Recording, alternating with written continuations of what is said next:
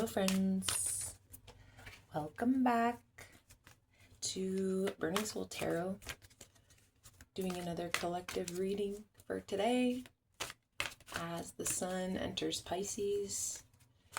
We made it through yesterday's astrology with the eclipse and with the Lunar New Year, and I don't know about you, but I'm feeling a much gentler energy today. Feeling quite calm personally, but let's see if the cards reflect that. As I'm shuffling, I want you to just take a deep breath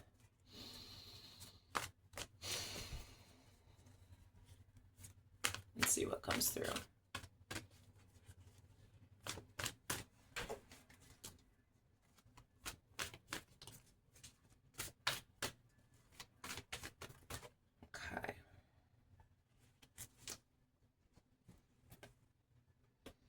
So for the present energy, we have the Ace of Swords, the Dreamer, Air. In this deck, the Tarot of the She by Emily Carding. So the Ace of Swords is the root of the powers of the mind. It's a very powerful card, and it can be used for good or for evil, you know? It's about invoking that force that you have, that capability that you have, that sharp mind.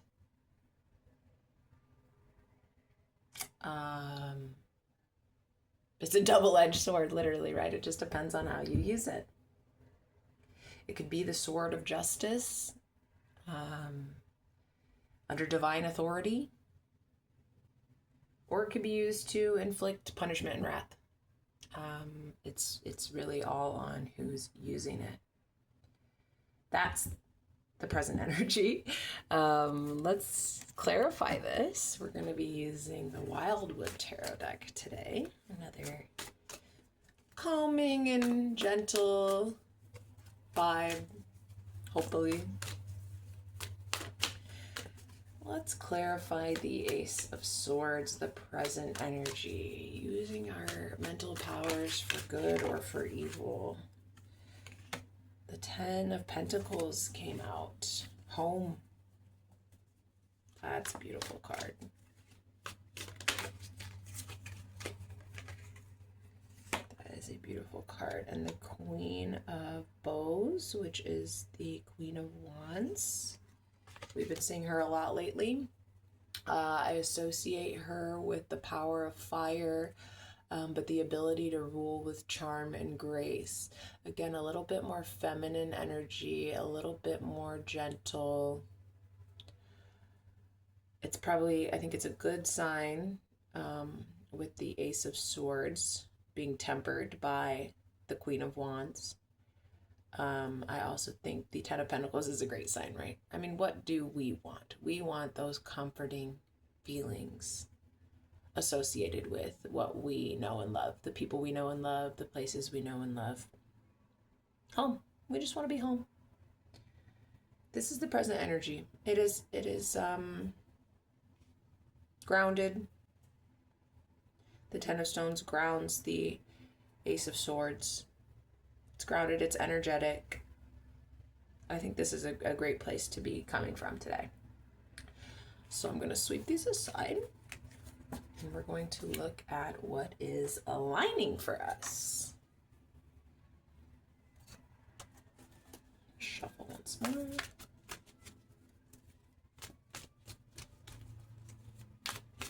What is on the horizon? What are we bringing in? Pulling in with that energy. Okay. Maker 3, Three of Pentacles. Labor's Fruit is what it's called in this deck. Look at this beautiful card. This is us. We've got that mental power, the power of the Ace of Swords, and we're directing it. We're directing it here to grow something from nothing. This is a Capricorn card, so you know that we're going to dig in. We're not going to give up. Your work will be rewarded. There's a sense of you reap what you sow.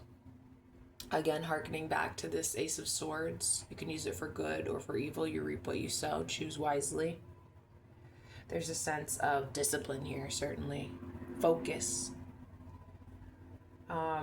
You know, this could have to do with employment, if you're seeking employment or if you're building a business. Either way, it's about constructive building.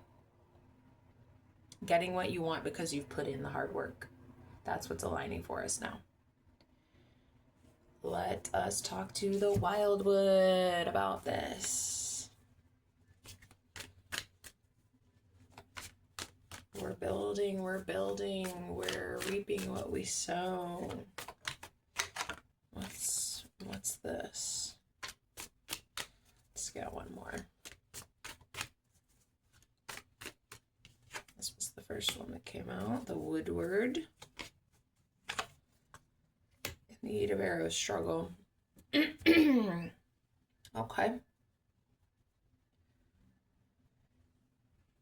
Okay. Okay. It might not be easy, right? Nothing's easy to build, to get where we want to be. It might be a struggle. This card in other decks, the Eight of Swords, it's a blindfolded woman moving somewhat adeptly, it seems like, through this sort of like gate of swords, this like line of swords, this wall of swords that's meant to hold her back, right? So it's very precarious. She's trying to find a hole in the wall. Well, she doesn't even know what she's doing. She's blindfolded, but she's using her third eye to guide her through danger, essentially, right? This is us. We shouldn't be afraid of the struggle. We will get there. We have what it takes. The Woodward is an enigmatic card in this deck, to say the least. But it is 11. It stands in where justice would normally be. As I mentioned in one of the decks that I use in the Tarot of the She deck, we've reversed justice and strength. So I get both justice and strength from the Woodward card personally. It's how I read it. But the most important thing about this card is how he has all these tools he needs. As 11, as the card 11, which comes after the Wheel of Fortune, which comes after that whole first segment of the major arcana, you've been through shit. You've gathered the tools. You've learned a lot. Okay? This is not scary anymore. We've already done that. This is not scary. We've already done that. What we need to do now is focus. And that's what we're doing.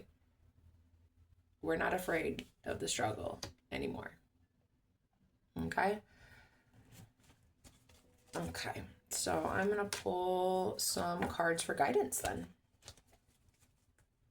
I know that can be scary. It can be scary to see a struggle card. But let's see what the universe will advise for us. Two cards. We've got the Fool, and we've got the Eight of Wands again. I think I pulled that the other day.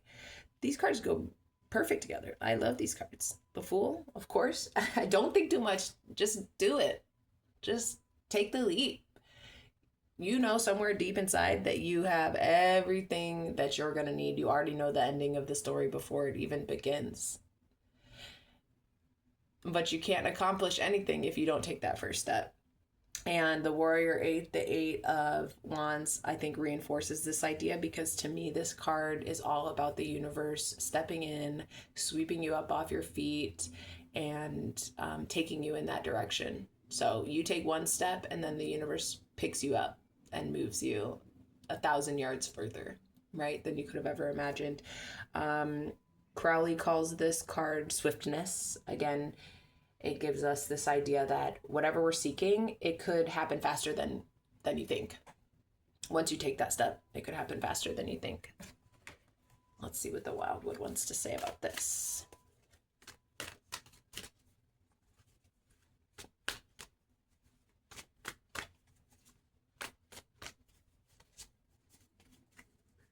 Guidance from the Wildwood. Let's see if anything pops out here.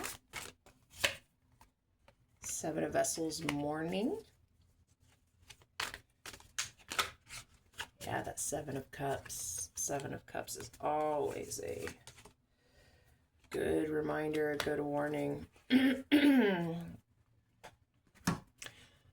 me, the Seven of Cups is a warning that you need to really do some soul searching to find out what matters to you. It's easy to get caught up in illusion and ego. And I want this, I want that. This is going to make me look good. This is going to make me feel good. These are all temporary things. What are our deep needs emotionally, physically, in terms of our relationships, our community? We need to do some reflecting on that. We don't want to take a leap in the wrong direction, especially if the universe is going to take off with that. We want to make sure we're leaping in the right direction. The moon on the moon as well. Yeah. It's all about doing that work, doing that deep reflection before we take a step, because look, there's something a brewing. There's an egg that will hatch. It's up to us what direction we go in. Is this going to be positive or negative? We need to think before we leap. I'm not saying don't leap. I'm saying you want to leap. You definitely want to leap, but just make sure you're going after something that truly fulfills you. That's all I'll say about that for now, because I also want to pull an oracle card from the White Light Oracle Guidebook to just affirm what we've seen here, and again, just to double down and to make sure that we are going after something that's going to truly fulfill us, that we're not taking a leap in the wrong direction, that we're using the power that we have and that we're invoking for something that's positive, that's going to help us, that's going to help others, because you do reap what you sow, and you need to be careful. 32, Lasya of Parvati. I will read from the book. There is a gentler way to proceed and obtain the same or even greater effect. Tame the wild and frenzied workings of the mind by grounding yourself with beauty, pleasure, and grace. Violence and its negative effects shall be overcome and healed through feminine gentleness and inner spiritual strength. This oracle is a sign of great future happiness. Me personally, I don't like to read the cards as a sure thing, great future happiness. I don't know. But what I do know is that this card is telling us what we already know, which is that there is a better way to get what you want. People don't have to be manipulated or forced. You can use your knowledge and your charm and your emotional intelligence, your ability to connect with people to, I would say, get ahead. But what I mean is to help you climb higher and to help others as well as you're doing that. You don't want to dominate them. You just want to build a safe and stable and abundant home, and you want the same for others. So just keep that in mind today and every day. There's a better way. Okay, well, I hope that resonates with you. If it does, like and subscribe so we can do this again tomorrow. I love you. Bye.